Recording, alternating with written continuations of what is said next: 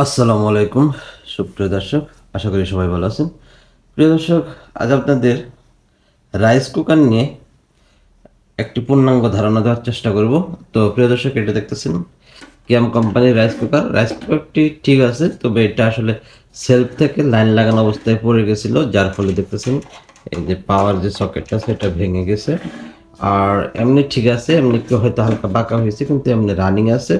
তো এখানে দেখতেছেন এটা rice cooker plus curry cooker, এটাতে তরকারি রান্না করা যায়, এগুলা ঠিক আছে। তো তারপরে যেহেতু এটা রিপেয়ারিং করতে হবে, তো এটার জন্য খুলতে হবে পিছনের ব্যাক সাইডটা। তো আসলে পিছনের ব্যাক সাইডটা এই হচ্ছে পিছনের ব্যাক সাইড। তো এখানে দেখতেছেন তিনটা যে পয়া আছে, যেটার উপরে রাইস কুকারটা বসানো হয়, এটা দিয়ে আবার এই যে ঢাকনা টাটকানো আছে।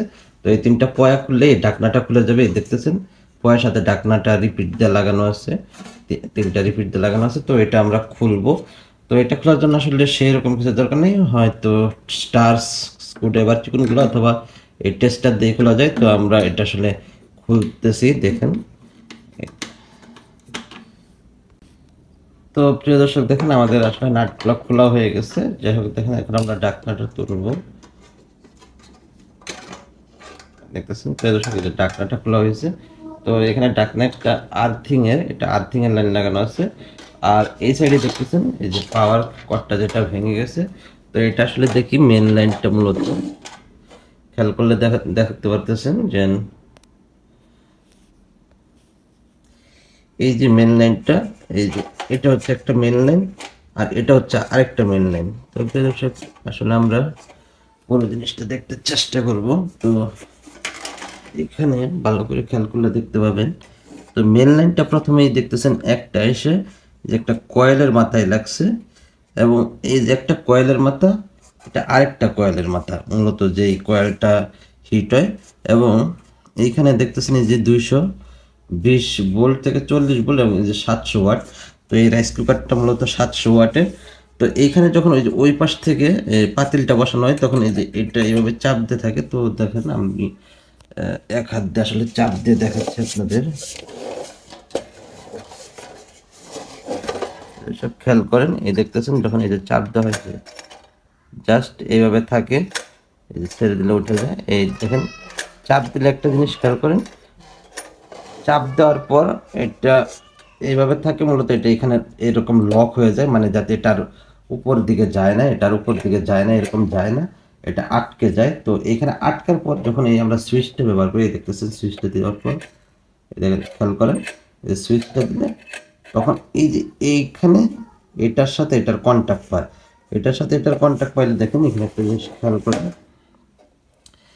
এই যে যেটা বলছিলাম, এই যে মেন লাইনটা দেখেন আইসা এখানে একটা ফিউজের মাধ্যমে আইসা এইখানে সংযুক্ত হয়েছে। হওয়ার পর জাস্ট এই যে এখানে দেখেন আরেকটা কেবল আসছে। তো এইখানে মূলত এই যে আমরা যে ইস্ত্রি ব্যবহার করি, যারা ইস্ত্রি দেখেছেন, ইস্ত্রি বা আয়রন, তো এই যে এখানে আসলে এই মেন লাইনের মাধ্যমে দেখতেছেন এই যে যে কেবলটা এটাতে লাইনটা পাস হয়। তো এটা কিভাবে হয়, আসলে যখন এই যে এই সুইচটা এইভাবে চাপ দেওয়া হয়, খেয়াল করেন, এই দেখেন চাপ দিলে খেয়াল,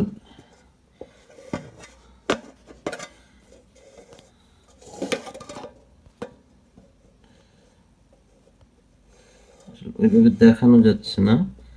তো তারপরে খেয়াল করেন, দেখেন এই যখন সুইচটা চাপ দেওয়া হয়, এই যে এই পার্টটা তখন যায়, এই যে এটার সাথে কানেক্ট হয়, তখনই রাইস কুকারটা অন হয়। আর এমনি নর্মালি থাকে, এমনি নর্মালি হিট থাকে। জাস্ট এই যে এখানে এটা মূলত বোঝা যাচ্ছে সেন্সরের জন্য কাজ করতেছে।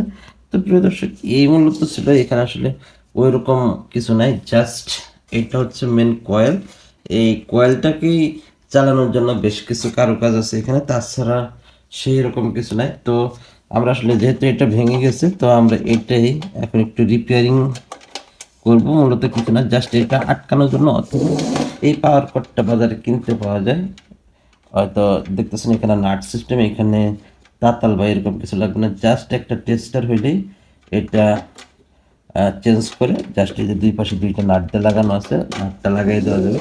তো প্রিয় দর্শক, মূলত আপনাদের ধারণা দিতে চাইলাম আসলে রাইস কুকারে ওই রকম কিছু নাই, মানে হয়তো মানুষ যেরকম চিন্তা করে ভিতরে কি না কি আছে।